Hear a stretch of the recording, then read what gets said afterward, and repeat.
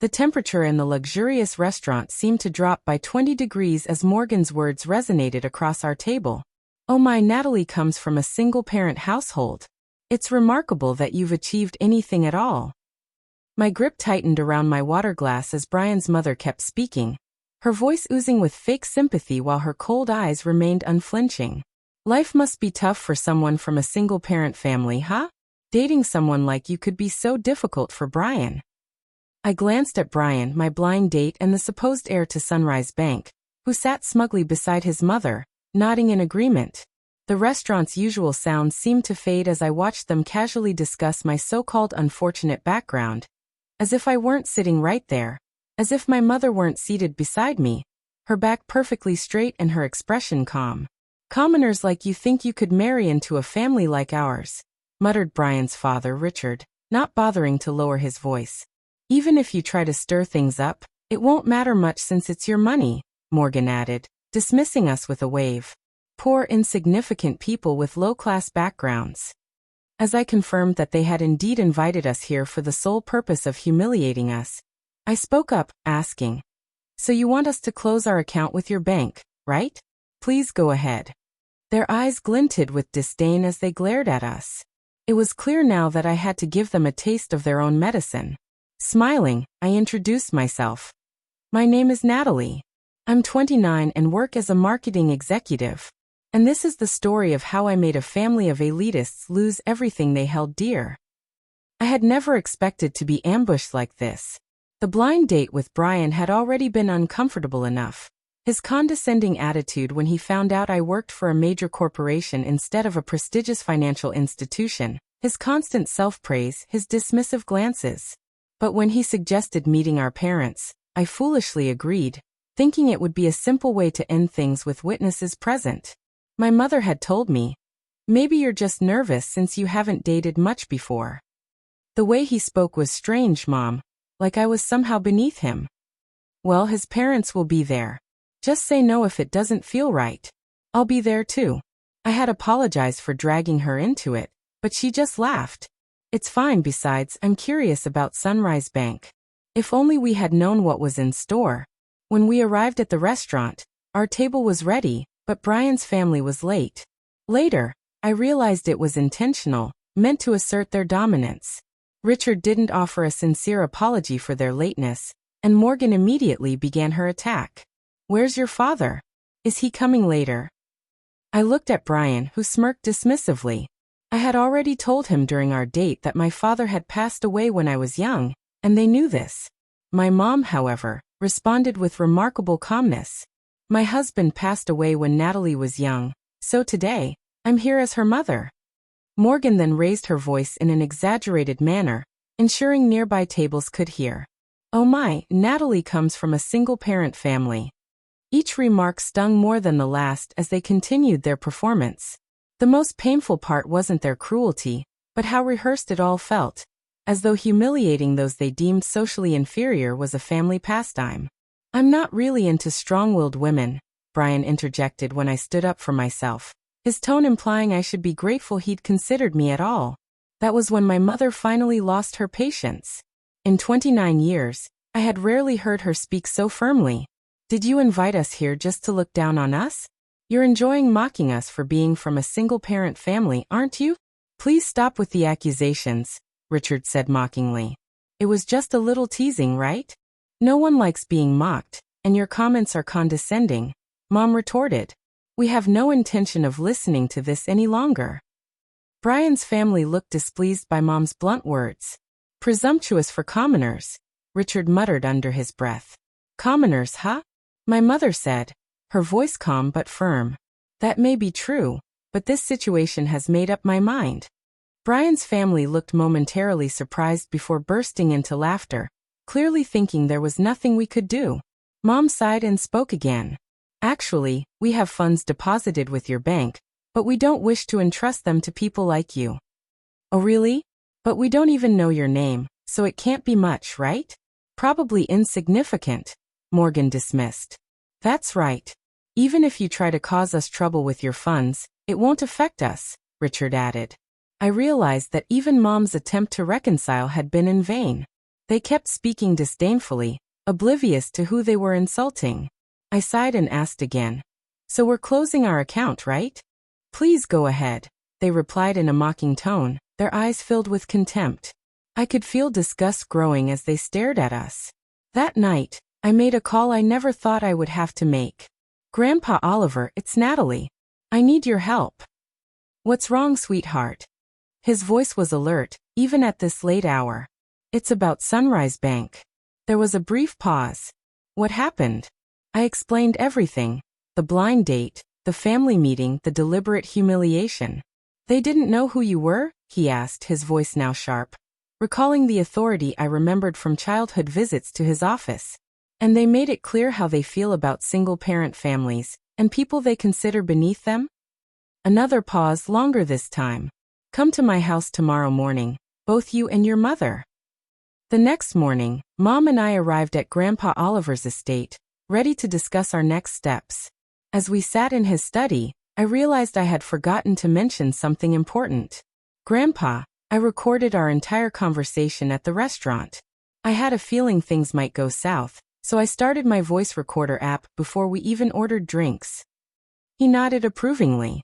2 weeks passed, and my phone was constantly ringing with calls from Brian, which I ignored until I eventually blocked him. Then came the call I had been anticipating. Grandpa Oliver wants us at Sunrise Bank tomorrow at 9 a.m. I told Mom that evening. Are you sure about this, Natalie? She asked. They picked this fight, Mom.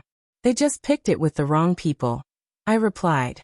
As Grandpa Oliver had instructed, Mom and I showed up at Sunrise Bank the next day at 9 a.m. The receptionist gave me a slight surprised look when I mentioned my name. Of course, Miss Parker. Please follow me to the executive conference room. When we walked in, Brian's family was already there, looking uncomfortable and pale. Morgan immediately stood and rushed to bow deeply. I didn't acknowledge her apology but simply smiled and asked, "What exactly are you apologizing for?" Morgan bit her lip, visibly shaking with anger and frustration. She was probably overwhelmed by the number of things they should apologize for. This whole situation started because I said we would close our account. I continued. Our account wasn't particularly large, and closing it wouldn't have caused much damage. I paused to let the tension build. But Grandpa Oliver's case is different. At that moment, the door opened, and Grandpa Oliver walked in, his presence filling the room. At 78, he still exuded authority, demanding immediate respect from everyone in the room. Grandpa Oliver managed my dad's inheritance at Sunrise Bank for our benefit. He also had his own accounts there. If all accounts, including Grandpa's and my dad's inheritance, were closed, it would amount to around $7 million. Richard looked visibly shocked. I didn't know Natalie was related to the former CEO.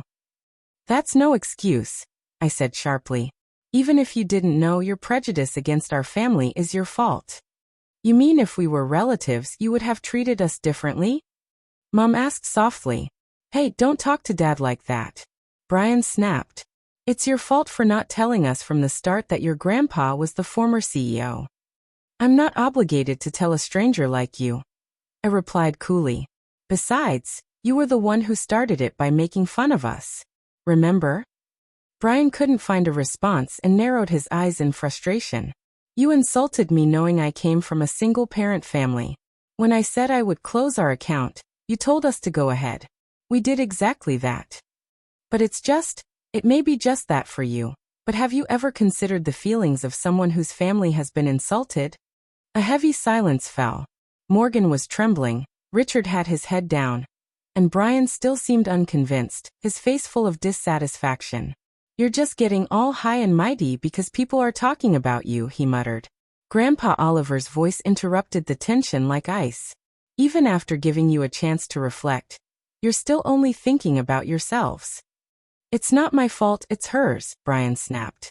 Watch your words, Grandpa Oliver warned. If you keep going, you'll only make things worse. Brian fell silent, glaring at me. Then, seeming to give up, he blurted out, No way. Who would think a single parent's relative was the former CEO? You knew I was going to be the future CEO and came to mock us. Brian, be quiet, Oliver commanded. His gaze shifted to Richard. I understand you want to pass the bank down to your son, but after seeing his attitude, it's clear he's not fit to be CEO. That's ridiculous over something like this, Richard protested, but quickly sat down under Oliver's intense glare. You still don't understand, do you? It's your attitude that's the problem, Grandpa Oliver said calmly. I'm retired, but if you have something to say, take it up with the board. Just remember, we've recorded all the conversations, including this one. The voice recorder will serve as evidence. I pulled out a voice recorder and pressed play. The conversation from the restaurant filled the room, their contemptuous voices echoing. How dare you prepare something like that? It's unfair. Brian shouted. It was just a precaution, I replied. But remember, you forced me into this situation. Brian had no response, and their faces went pale. Thank you, Oliver said to us. We'll handle it from here. Mom and I left, feeling the weight of the past weeks finally lift from my shoulders. In the end, Grandpa Oliver didn't officially transfer the funds. Richard was removed from his CEO position, and Brian was demoted. Unable to handle the blow to his pride, Brian resigned voluntarily. Grandpa Oliver's influence in the financial industry meant Brian would have a hard time finding work in the same field again. Richard seemed determined to continue working until retirement, but Grandpa predicted it would be difficult for him both mentally and physically. Morgan, once the powerful wife of the CEO, apparently started part-time work to maintain her lifestyle, but her character likely made it difficult for her to keep a job. I apologized to the friend who had set up the blind date. I'm really sorry about all this. It's okay, you didn't know, she replied. I only told the friend who introduced me to Brian. She just heard about him through someone else, and she wasn't at fault. Mom had initially worried about being a single parent, but I reassured her. I'm happy now and can live thanks to all the support I've received. She smiled when I said this and said, thank you. After everything was resolved, Grandpa Oliver invited us to his house again. I'm so grateful for his help in handling the situation. It was difficult, but I'm happy now. I also have some good news. I've been promoted at work, something I earned through my own merit, not family connections. I'm not interested in dating at the moment, but I'm satisfied with my current life.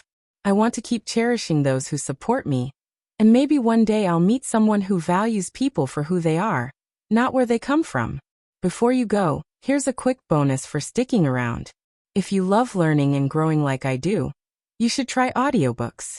I've got an exclusive deal with Audible. Your first month is completely free, giving you access to over 500,000 titles. It won't cost you anything, and all the details are in the description. Don't miss this opportunity.